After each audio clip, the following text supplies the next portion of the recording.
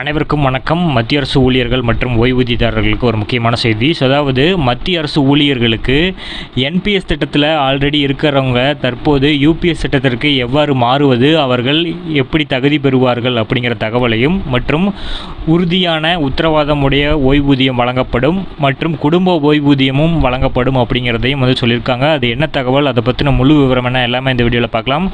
Skip பண்ணாமல் கடைசி வரைக்கும் பாருங்கள். நம்ம சேனலை சப்ஸ்கிரைப் பண்ணாதவங்க பண்ணி வச்சுக்கோங்க. நம்ம சேனலில் சென்ட்ரல் மற்றும் ஸ்டேட் கவர்மெண்ட் சம்மந்தமான ஆல் அப்டேட்ஸ் போட்டுருவோம். அது மட்டும் இல்லாமல் பென்ஷன் சம்மந்தப்பட்ட உடனடியான அப்டேட்ஸும் இருக்கும். மறக்காமல் சப்ஸ்கிரைப் பண்ணிடுங்க. வாங்க வீடியோக்குள்ளே போகலாம். அனைவருக்கும் வணக்கம்.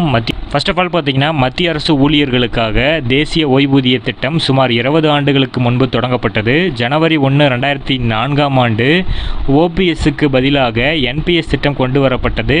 இதற்கு பிறகு பணியில் சேர்ந்த அனைத்து அரசு ஊழியர்களும் என்பிஎஸ்ஸின் கீழ் சேர்க்கப்பட்டனர். ஆனால் ஓபிஎஸ்க்கு நிகரான பயன்கள் என்பிஎஸ்ஸில் இல்லாததால் பல மாநிலங்கள் என்பிஎஸ் நீக்க வேண்டும், மீண்டும் ஓபிஎஸ்க்கு செல்ல முடிவு செய்து அதற்கான அரசாணையும் வெளியிட்டிருந்தாங்க. இதில் இமாச்சல பிரதேசம், ராஜஸ்தான், சத்தீஸ்கர், பஞ்சாப் போன்ற மாநிலங்கள் அடங்கும். ஒருங்கிணைந்த ஓய்வூதிய திட்டத்தில் குறைஞ்சபட்ச ஓய்வூதியம் வழங்க அரசு விருப்பம் தெரிவித்துள்ளது. இந்த ஓய்வூதிய திட்டத்தின் மூலம் சுமார் 23 லட்சம் பேர் நேரடியாக பயனடைவார்கள் என மத்திய அரசு கூறியிருக்காங்க. இது தவிர என்பிஎஸ்க்கு தகுதி பெற்ற அனைத்து அரசு ஊழியர்களும் அதன் பலன்களை பெறுவார்கள், பெருக தகுதி உடையவர்கள் அப்படிங்கிறத சொல்லியிருக்காங்க. அதாவது ஜனவரி 1, 2004 பிறகு பணியில் சேர்ந்து என்பிஎஸ் திட்டத்தில் இருக்கவங்க அனைவருமே இந்த ஒருங்கிணைந்த ஓய்வூதிய திட்டமான யூபிஎஸ்க்கு தகுதி உடையவர்கள் அப்படிங்கிறத சொல்லியிருக்காங்க. அதை தான் அடுத்த லைன்லேயும் கொடுத்துருக்காங்க. யூபிஎஸ்க்கு தகுதி உள்ள அனைத்து ஊழியர்களும் ஒருங்கிணைந்த ஓய்வூதிய திட்டத்தின் பலன்களை தானாக பெற முடியாது. அவர்கள் அதற்கான ஆப்ஷன் வழங்கப்படும். ஊழியர்கள் என்பிஎஸ்சிலேயே இருக்க விரும்பினால் அவர்கள் இருக்கலாம், அல்லது புதிய ஒருங்கிணைந்த ஓய்வூதிய திட்டத்தின் பலன்களை பெற விரும்பக்கூடிய ஊழியர்கள் யூபிஎஸ் விருப்பத்தை தேர்ந்தெடுக்கலாம். 2 ஆப்ஷன் கொடுத்துருப்பாங்க, என்பிஎஸ் ஆர் யூபிஎஸ். நீங்கள் என்பிஎஸ்லேயே இருக்கணும்னா அதுலேயே இருந்துக்கலாம், இல்லை நான் யூபிஎஸ்க்கு சேஞ்ச் ஆகணும் அப்படின்னா அந்த ஆப்ஷனை கொடுத்தா போதும். இந்த முக்கிய அம்சங்கள் பற்றிய தகவல்கள் மற்றும் ஒலிபரப்புத்துறை அமைச்சர் அஸ்வினி வைஷ்ணவ் இந்த அறிக்கையை வெளியிட்டிருக்காரு.